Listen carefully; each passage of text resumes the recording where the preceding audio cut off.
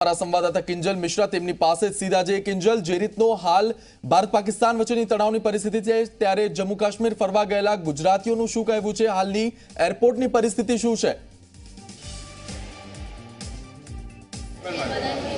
जी जी કેટલીક જે ફ્લાઇટો છે તે ફ્લાઇટો અચાનક રદ થઈ છે કેમ કે જે રીતે આપણે પણ જોઈ રહ્યા છે સુરક્ષાના કારણોસર જે ફ્લાઇટો છે તે રદ થઈ છે કેટલાક જે મુસાફરો છે આપણી સાથે છે તેમ સાથે વાત કરવાનો પ્રયત્ન કરીએ કેમ કે તેઓ જઈ રહ્યા હતા જમ્મુ એન્ડ કાશ્મીર પરંતુ ફ્લાઇટ રદ થઈ છે તેમ સાથે વાત કરીએ આપ ક્યાં જઈ રહ્યા હતા અને શું સમગ્ર ઘટનાક્રમ રહ્યો અમે અમદાવાદથી વૈષ્ણોદેવી દર્શન કરવા જઈ રહ્યા હતા વાયા જમ્મુ અમારો પ્લેન અમદાવાદથી જમ્મુનું હતું કેટલા વાગ્યાનું 9:55ની ફ્લાઇટ હતી મારી સવારે અને અમે ટોટલ 39 જણા અહીંયાથી હતા પણ ટેક ઓફ ટાઈમસર પ્લેન ટેક ઓફ થયું ટેક ઓફ થયા પછી અડધો કલાક પ્લેન હવામાં જ રહ્યું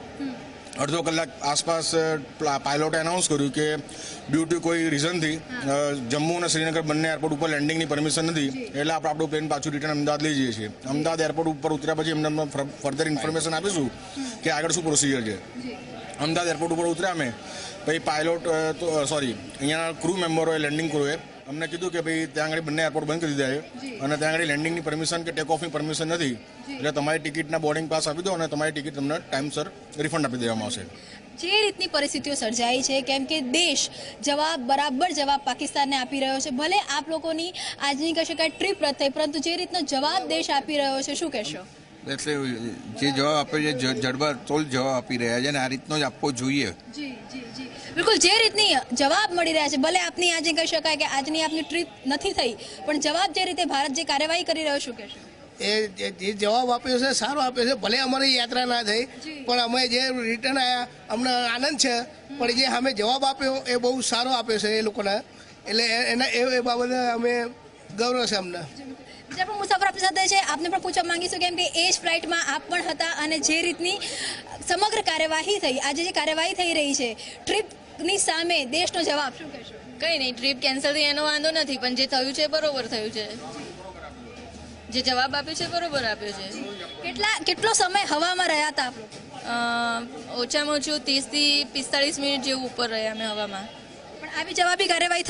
થવી જોઈએ બરાબર છે આપ જોઈ શકો છો કે 39 લોકોનું જે કહી શકાય કે એક આખું ગ્રુપ હતું કે જે સ્પાઇસ જેટ જે પ્લેન હતું spice jet plane take off પણ થઈ ચૂક્યું હતું પરંતુ જે સુરક્ષાના કારણો આપને સૌને ખબર છે તે પ્રમાણે આ જે ફ્લાઇટ છે તે પાછી આવી છે જે એરપોર્ટ ઓથોરિટી દ્વારા જે રિફંડ છે તે પણ આપવામાં આવી રહ્યું છે પરંતુ જોવા મળી રહ્યું છે કે ભલે ટ્રીપ કરતાં પણ વધારે મહત્વનો આજે દેશ છે લોકો મુસાફરો પાછા ફરી રહ્યા છે પરંતુ ક્યાંક ને ક્યાંક તેમ તમામની અંદર એક દેશદાદ દેખાઈ રહી છે અને જે પણ કરવું પડે ભારતે તે કરવું જ જોઈએ દેશ સાથે છે કિંજલ આભાર આપનો આ સમગ્ર માહિતી બદલ આપની પાસેથી આગળ પણ અપડેટ લેતા રહીશું તો એરપોર્ટ પર વિમાની સેવાને હાલ બંધ કરાઈ છે દેશના બધા એરપોર્ટ એલર્ટ પર રાખી દેવામાં આવ્યા છે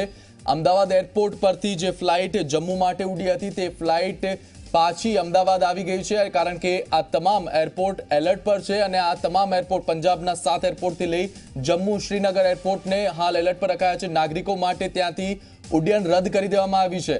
લેહ જમ્મુ શ્રીનગર અમૃતસર પઠાણકોટ ચંડીગઢ એરપોર્ટ બંધ કરવામાં આવ્યા છે તો આ સાથે જ પાકિસ્તાન પણ ફફડાયું છે પાકિસ્તાને પણ પોતાના તમામ એરપોર્ટ પરથી ઉડ્ડયનો રદ કરી છે પાકિસ્તાને પોતાના એરપોર્ટ પરથી તમામ જે ઉડ્ડયનો હતી તેને રદ કરી છે અને એરપોર્ટ બંધ કર્યા છે આ સાથે જ ભારતમાં પાકિસ્તાની વિમાન દેખાય તો ઉડાવી દેવાના આદેશ પણ આપી દેવામાં આવ્યા છે પાકિસ્તાની વિમાન ભારતીય વાયુસીમામાં ઘૂસ્યું છે ત્યારે 3 વિમાનો ઘૂસ્યા અને આ F-16 વિમાનો કંઈક કરે પહેલા જ ભારતે જવાબી કાર્યવાહી કરી અને આ 3 વિમાનોને ભગાડી મૂક્યા પરંતુ એક વિમાન F-16 ને જ્યારે તે પાછું જઈ રહ્યું હતું ત્યારે ભારતે તેને તોડી પાડ્યું છે આ વિમાન જે જગ્યાએ તોડી પડાયું નૌશેરા સેક્ટર તેના દ્રશ્યો આપ જોઈ રહ્યા છો આપની ટીવી સ્ક્રીન પર ગૃહમંત્રી રાજનાથ સિંહે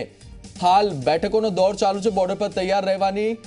સખત સૂચના આપી દેવામાં આવી છે નેશનલ સિક્યુરિટી એડવાઇઝર અમિત ડોવાલે પ્રધાનમંત્રી મોદી સાથે